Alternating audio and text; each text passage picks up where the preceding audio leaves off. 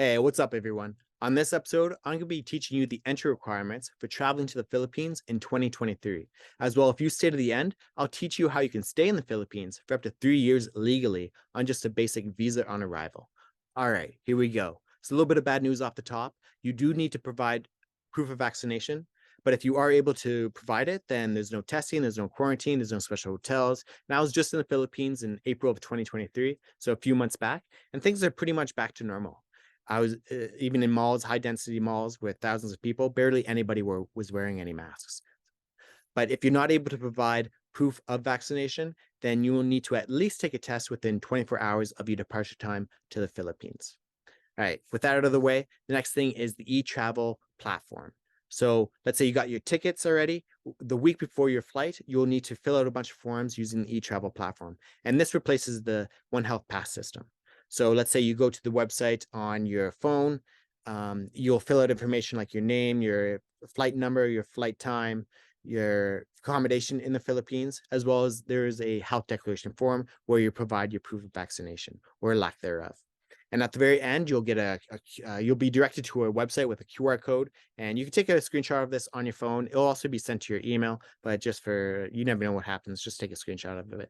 And to fully check in, you'll need to show that to the check-in counter attendant. So I didn't know this. So on the day of my flight, I tried to check in online, but I wasn't able to do it fully.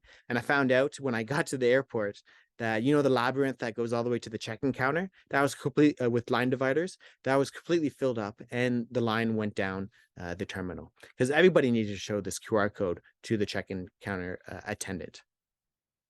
So after that, the next thing is the actual proof of onward travel to your next port of destination.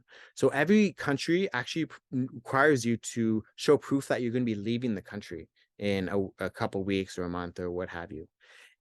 But most of the time, the immigration officers don't ask you to show it. But I have been asked in Colombia. That's the only time I think I remember. And luckily I had a round trip ticket, so I was able to show it.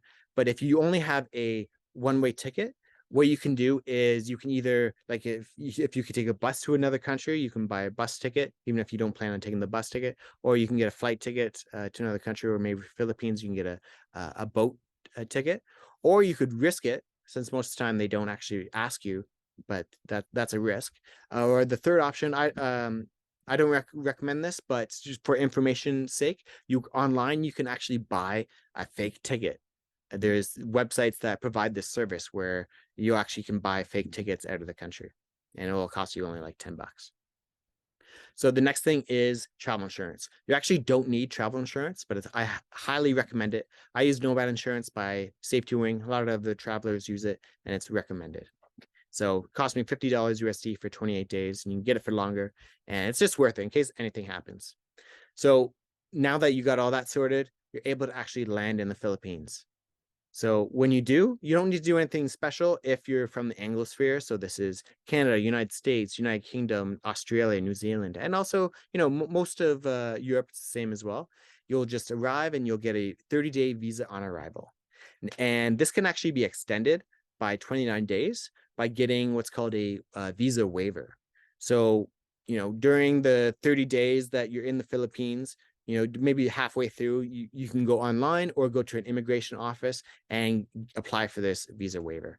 And if you get it 29 days, then you can actually keep on extending it for up to 3 years. And now this is how you actually can stay in the country legally for up to 3 years on just a visa on arrival. So you got the 30-day visa on arrival, you got the 29-day visa extension, or visa waiver, I should say. Now, after that, you can get a 1 month, 2 month, or 6 month visa extension. So actual extensions. And for these, you can't do it online. You actually have to go into the immigration office and make sure that, because they're going to be seeing you, make sure that you look good, you smell good, wear some jewelry, your nice top, do your hair. You want to look like you're valuable. You want to look like money, because they want people with money from other countries to spend money in their country. So that'll reduce the risk that you'll actually be denied, because at any time you could be denied an extension. Now, these extension, the 29 1 month and 2 month, they cost between 3,000 Philippine pesos or 55 United States dollars. and 4,700 Philippine pesos, or 85 United States dollars. And then the 6-month extension costs 12,000 Philippine pesos, or 220 United States dollars. All right. Those are the entry requirements for traveling to the Philippines in 2023, as well as how you can stay in the country for up to 3 years legally on just a visa on arrival. All right. Now, I would greatly appreciate it if you could like this video, as well as subscribe to my channel and ring that bell to get the notifications for all my new videos. I'd greatly appreciate it, as mentioned. All right. Thanks, guys. Peace.